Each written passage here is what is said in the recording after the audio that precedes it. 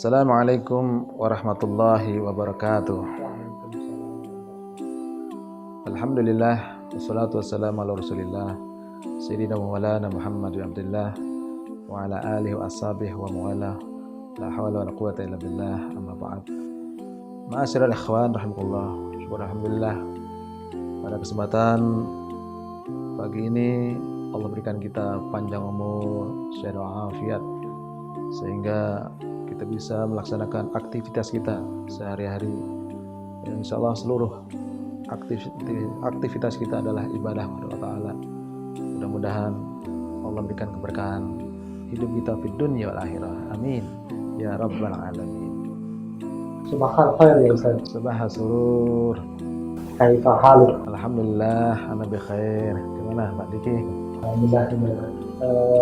Sebelumnya terima kasih atas kesempatan yang diberikan kepada Al-Fatur atas waktu dan kebiasaannya. Ngomong-ngomong, sebentar lagi kan kita menyambut datangnya Ramadan, Ustaz. Iya betul, insyaallah. Beberapa pertanyaan yang masuk ke kita, jadi yang menjadi tema menarik. Kurang lebih kayak 3. Nah, ini yang pertama itu bagaimana persiapan atau kiat-kiat kita dalam menyambut bulan suci Ramadan, biar dapat berkahnya juga, biar lebih baik dari Ramadan yang kemarin. Dan mungkin banyak yang masih belum tahu sehingga tidak menyiapkan secara penuh gitu untuk menyambut Ramadan. Ya betul. Baiklah, terima kasih kepada Bapak Diki Andrian yang mana atas pertanyaannya dan kita mudzakarah bersama. Yang betul bahwa sebentar lagi adalah bulan suci Ramadan, yang mana kita maklumi bulan suci Ramadan adalah bulan yang teramat mulia, teramat dan sangat mulia, di mana Rasulullah SAW bersabda, Rajabun syahrullah wa Sya'ban syahri wa Ramadan syahru ummati. Jadi dikaitkan antara bulan Rajab, bulan Sya'ban dan Ramadan. Seseorang yang akan menjemput tamu agung bulan suci Ramadan hendaknya sudah dipersiapkan dari bulan Rajab kemarin. Alhamdulillah, kita telah terlewati dengan kita istighfar bulan Rajab, kemudian bulan Sya'ban kita bersalawat kepada baginda Nabi Muhammad SAW, dan bulan Ramadan saatnya kita bertempur. Kenapa bertempur? Karena Rasul bersabda, syahrul ummati, bulan umatku, di mana bulan suci Ramadan adalah bulan yang tidak diberikan kepada umat-umat yang lain fadilah dan kelebihannya. Dalam hadis baginda Rasulullah SAW sabdakan bahwa man fariha bidukhuli Ramadan haramullah jasadu ala niran. Barang siapa yang bergembira dengan datangnya bulan suci Ramadan, maka Allah akan haramkan dirinya atau jasanya disentuh api neraka. Masya Allah, sangat luar biasa. Jadi bergembira saja. Tentunya seseorang yang bergembira itu akan menggunakan waktu-waktunya. Karena mungkin ada orang yang datang bulan Ramadan dalam hatinya, ya sudah Ramadan lagi, nggak bisa ngopi di siang hari, nggak bisa ngerujak lagi. Jadi kita sudah bergembira dengan bulan suci Ramadan, sehingga setelah itu bergembira tentunya kita melaksanakan ibadah Ramadan, puasa, malamnya kita salat tarawih, kemudian kita qiyamul lail, dan juga salat witir dan qiraatul Quran. Inilah jadi untuk menjemput Ramadan perlu persiapan, yaitu secara zahir dan batin. Karena banyak orang-orang yang di bulan Ramadan gagal. Kenapa gagal? Karena banyak kita lihat di siang hari fenomena yang ada, mereka makan, minum, bahkan merokok di hadapan orang lain dan tenang-tenang saja, tidak merasa berdosa. Mereka gagal. Kenapa? Karena barangkali ketika datang bulan Rajab dia biasa saja. Datang bulan Rajab, bulan yang agung, tidak dimuliakan. Datang bulan Sya'ban biasa saja. Sehingga klimaksnya Ramadan pun dianggap bulan yang biasa-biasa saja. Sehingga mereka naudzubillah tidak berpuasa dan tidak merasa dosa. Inilah yang kita khawatirkan. Dan orang-orang semacam itu, bila mana bertemu Ramadan yang akan datang, sebelum Ramadan dia wafat, dipastikan akan mati dalam keadaan su'ul khatimah. Naudzubillah teman-teman.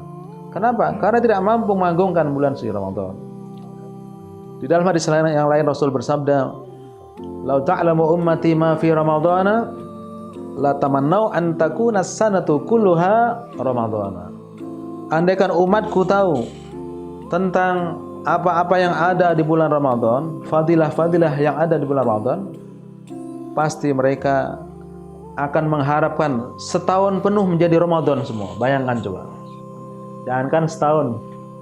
Banyak di antara kita sebulan saja Ramadan sudah pengen buru-buru. Biar cepat Ramadannya. Kenapa? Biar cepat lebaran. Jadi orang-orang yang muttaqin, salafun salihun, ketika datang bulan Ramadan, mereka bersuka cita bahkan menangis. Kenapa menangis? Karena doanya terima, wa balighna Ramadan, ya Allah sampaikanlah umur hamba kepada bulan suci Ramadan. Sehingga ketika datang Ramadan menyambut marhaban ya sahra Ramadan, marhaban sahra siyami, marhaban ya sahra Ramadan, marhaban sahral qiyami, marhaban ya sahra Ramadan, selamat datang bulan suci Ramadan. Marhaban sahra siyam, selamat datang bulan puasa. Marhaban ya sahra Ramadan, selamat datang wahai bulan suci Ramadan. Marhaban sahratul qiyami, selamat datang bulan yang di dalamnya ada qiyamul lail, ada tarawih, witir dan lain sebagainya. Ketika datang Ramadan mereka bersuka cita menangis karena umurnya sampai hingga bulan suci Ramadan. Sebaliknya ketika akan pisah dengan Ramadan, mereka duka dan menangis. Kalau tadi suka dan menangis, sekarang duka. Kenapa? Karena berpisah dengan bulan yang teramat mulia. Jangan-jangan Ramadan yang akan datang sudah tidak ada umur lagi. Itulah sehingga mereka berduka cita menangis. Al-wada' ya Ramadan, al-wada', selamat jalan Ramadan. Mereka sangat yaitu hatinya sedih karena ditinggalkan bulan suci Ramadan. Oleh karena itu, kiat-kiat untuk menjemput bulan suci Ramadan sebenarnya bukan dari sekarang, dari bulan Rajab kemarin sudah kita persiapkan. Dan juga zahir batin, selayaknya bulan Sya'ban ini menjelang Ramadan, kita silaturahim dengan orang-orang yang masih hidup, kerabat kita, orang-orang yang terdekat dengan kita, kita minta maaf, minta ridhonya. Jangan sampai ketika kita datang Ramadan hatinya masih ada dendam, masih ada ganjalan-ganjalan, sehingga ketika berpuasa tidak nyaman. Kenapa? Masih ada yaitu sesuatu yang tidak nyaman di hati mereka. Itulah dianjurkan di bulan Sya'ban kita silaturahim juga kepada orang-orang yang masih hidup, kerabat kita, orang-orang dekat kita, kawan-kawan kita, saling memaafkan. Yang kedua, yang tidak kalah pentingnya, bahwa kita silaturahim juga kepada orang-orang yang sudah meninggal dunia. Bagaimana silaturahimnya? Dengan cara kita ziarah kubur, atau kita mendoakan mereka, doa kita sampai. Tetapi ketika kita di ziarah kubur, kita akan melihat. Karena apa? Ketika kita melihat di kuburan tadi, subhanallah, ya Allah, kita akan menyusul semacam itu. Boleh kita di rumah baca doa sampai doa kita. Namun ketika kita berziarah kubur akan melihat langsung, itulah komplek kita yang terakhir. Jadi begitu Pak Diki, persiapannya bukan dari sekarang, bahkan dari bulan Rajab kemarin sudah kita siapkan. Dan perlu kita ingat bahwa Ramadan adalah bulan yang sangat mulia, yang harus kita garis bawahi, teramat sangat mulia, yang mana hendaknya kita jangan menyia-nyiakan yaitu kesempatan di bulan Ramadan. Jazakumullah khair. Jawaban yang sungguh menarik ya, dari para pemirsa bisa menyiapkan lebih tenaga pikiran untuk menyambut bulan. Kemudian yang kedua ini Ustaz, ada pertanyaan tentang niat. Ini biasanya ada pendapat yang menyebutkan niat cukup di awal dan sudah termasuk 30 hari, ada yang setiap malam setelah ba'da tarawih. Oh, iya. Jadi seperti apa yang seharusnya? Ya, masalah niat memang kalau Imam Syafi'i mengatakan bahwa ibadah Ramadan sebulan penuh itu setiap harinya adalah mustaqillah, artinya sendiri-sendiri, karena ada siang kemudian malam, karena malam hari tidak puasa, sehingga di dalam kitab Safinatun Najah di antara arkanu as-shaum, rukun-rukun puasa pertama adalah niyatul lailan likulli fardin, niat pada malam harinya setiap untuk puasa fardu. Itu diharuskan niat pada malam harinya. Kapan niat malam harinya? Sejak waktu maghrib. Umpamanya hari ini kita berpuasa, kemarin ya atau malam dari maghrib kita boleh niat, atau setelah kita sholat tarawih bersama-sama, atau ketika kita makan sahur, silakan dimanapun kita harus niat. Karena dalam hadis baginda Rasulullah SAW sabdakan, wa man lam yubayyitin niyata fala shauma lahu. Barang siapa yang tidak niat pada malam harinya, maka tidak dianggap berpuasa dia. Jadi termasuk amrun mustaqillah. Amrun mustaqil artinya bahwa puasa itu sendiri-sendiri setiap harinya. Sehingga Imam Syafi'i mengatakan bahwa itu wajib setiap harinya. Adapun pendapat lain yang mengatakan bahwa bagaimana kalau niat untuk sebulan. Ya. Imam Malik mengatakan yaitu untuk sebulan. Biasanya nawaitu syahra Ramadan kullahu. Nawaitu sauma syahra Ramadan kullahu. Aku niat puasa bulan Ramadan seluruhnya. Itu biasanya dibaca untuk awal. Untuk hal itu kita bisa taklid pertama kali kepada Imam Malik. Namun jangan nanti kita mengandalkan saya udah niat untuk pertama sehingga nggak usah niat berikutnya, jangan. Sehingga yang tepat adalah malam pertama kita niat untuk sebulan, dan setiap hari atau malamnya kita harus niat pada malam hari untuk setiap hari puasa. Ini yang benar demikian. Adapun bila mana kita sudah niat sebulan, kemudian suatu saat kita lupa, itu nanti tetap bahwa kita yajibul qada wal imsak. Kita wajib mengqadha puasa kita, dan juga al-imsak itu menahan seperti orang berpuasa dari pagi sampai sore. Tapi ini artinya insya Allah imsaknya tadi ada nilainya. Karena apa? Karena di awal Ramadan sudah niat untuk sebulan, tapi tetap wajib untuk diqadha juga. Kalau nggak niat untuk yang sebulan pertama kali, itu imsak tadi menahan dari pagi sampai sore. Al-imsak itu bukan waktu di sini maksudnya ya. Artinya menahan dari makan, minum dan seluruh yang batalkan puasa dari pagi sampai sore. Itu tetap namanya al-imsak, wajib qadha. Cuman karena sudah niat untuk sebulan, al-imsaknya tadi menahannya dari seluruh yang batalkan puasa tadi, tidak seperti orang mogok makan. Artinya ada nilainya. Tapi tetap wajib diqadha juga. Begitu. Jadi kalau nggak ada niat untuk yang sebulan tadi, imsaknya tadi seolah-olah seperti orang tadi mogok makan gitu. Tapi tetap nggak boleh dia makan minum, karena dia lupa niat. Karena niat ini harus pada malam harinya dan untuk setiap hari puasa. Itu masalahnya gitu. Dan perlu kita pahami untuk niat-niat sebelum kita Ramadan ini, ya selayaknya bahwa dalam hati kita, sebagaimana ya Habib Abu Bakar Al-Adni Al-Masyhur, beliau ketika mau menjemput Ramadan mengajarkan niat yang sangat indah dan bagus sekali. Di antaranya nawaina manahun Nabi sallallahu alaihi wasallam wa salafus salih min alil bait al-kiram wa sahabah al-alam. Ya Allah, kami niat sebagaimana niat Nabi Muhammad SAW dan para salafun salih dan para ahlul bait Nabi, keluarga Nabi yang mulia, dan para sahabat-sahabat yang agung.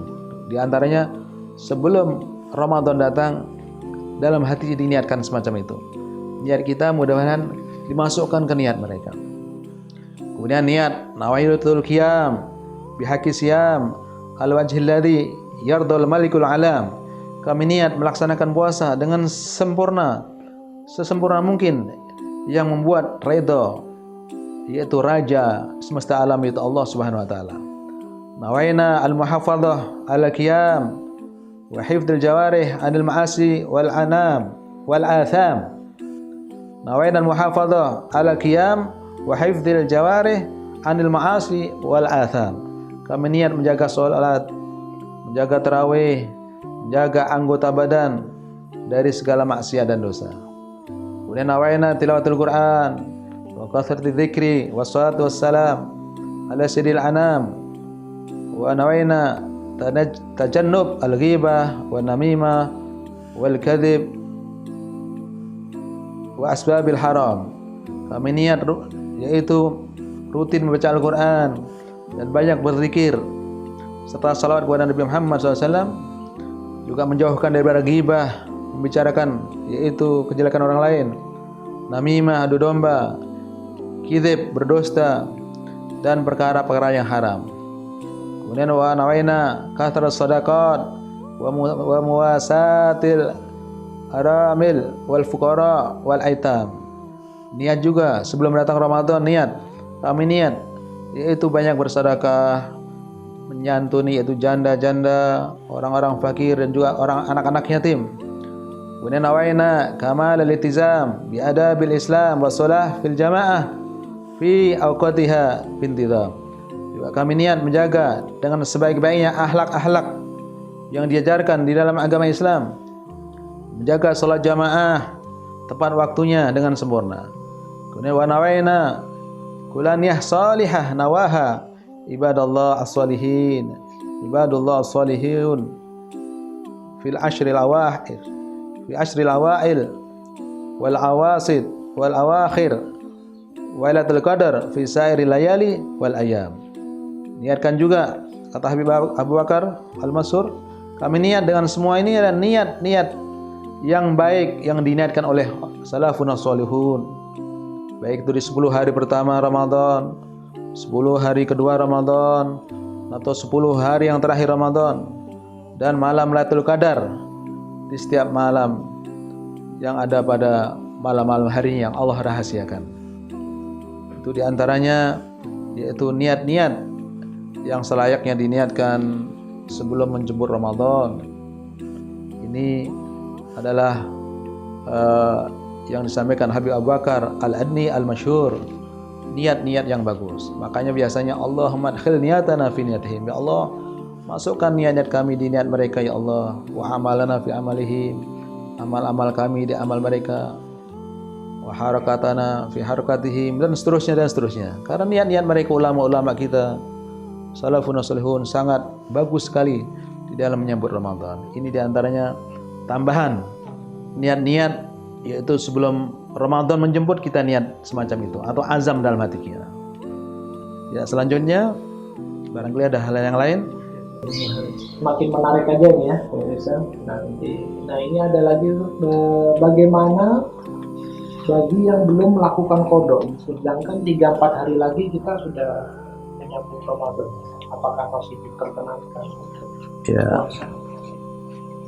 Untuk qada Ramadan memang ada hadis idzan tasaffa Sya'ban fala tasumu. Kalau sudah ada pertengahan bulan Sya'ban jangan puasa. Itu maksudnya adalah puasa sunnah. Artinya gini, biasanya dia nggak biasa puasa Senin Kemis, nggak biasa puasa Ayyamul Bid. Ketika pertengahan Sya'ban dia puasa kesananya. Itu jangan yang begitu. Kalau qada Ramadan wajib, walaupun sudah nisfu Sya'ban, pertengahan Sya'ban nggak apa-apa, bahkan harus segera. Sebab nanti kalau sampai tertunda ke Ramadan berikutnya, dia wajib qada Ramadan dan tambah fidyah. Karena teledor dia. Jadi qada Ramadan umpamanya 3 hari. Kemudian fidyahnya 3 liter kurang lebihnya. Jadi untuk masalah qada Ramadan, sekalipun sekarang sudah mendekati Ramadan, tetap wajib, bahkan lebih baik segera. Adapun yang dimaksud untuk jangan puasa pertengahan Sya'ban, itu yang nggak biasa puasa. Artinya nggak. Tapi kalau dia biasa puasa Senin Kemis, puasa Ayyamul Bid, walaupun dia nisfu Sya'ban, kesananya tetap boleh dia berpuasa. Ya, itu masalah itu qada Ramadan. Jadi jangan sampai kita teledor, kita tanya, mungkin istri kita, anak-anak kita, ayo Ramadan masih ada yang belum diqadha atau belum? Masih kalah berapa tahun yang lalu? Itu selayaknya kita harus tanya kepada mereka. Dan perlu kita pahami juga tambahan bahwa bulan Ramadan bulan yang mulia. Di dalam hadis baginda Rasulullah SAW bahwa anna man taqarraballah fi Ramadan bi faridatin adad lahu sab'ina faridatan fi ghairihi. Barang siapa yang mendekatkan diri kepada Allah Ta'ala di bulan si Ramadan dengan ibadah fardu, maka nilainya sama dengan 70 kali. Bayangkan 70 kali. Seandainya kita sholat subuh jamaah di bulan Ramadan, berarti seolah-olah kita sholat subuh 70 kali di bulan yang lain. Kemudian wa man taqarraba fihi binafilatin, barang siapa yang mendekatkan diri kepada Allah Ta'ala dengan ibadah nafilah sunnah, adadan lahu faridatan yu'addiha fi ghairi, maka nilainya ibadah sunnah tadi, sholat tarawih sunnah, qabliyah, ba'diyah, witir semua sunnah, itu nilainya sama dengan ibadah fardu di bulan yang lain. Sungguh sangat luar biasa. Itulah maka Rasulullah sabdakan, Ramadan syahru ummati, Ramadan adalah bulan umatku, karena dilipat gandakan segala pahala-pahala. Kemudian yang sangat kita ironis nanti, ada hadis baginda Rasulullah SAW yang mana malaikat Jibril pernah mengatakan kepada baginda Rasulullah SAW, man adraka ramadhana falam yukfarlah abadallah kul amin.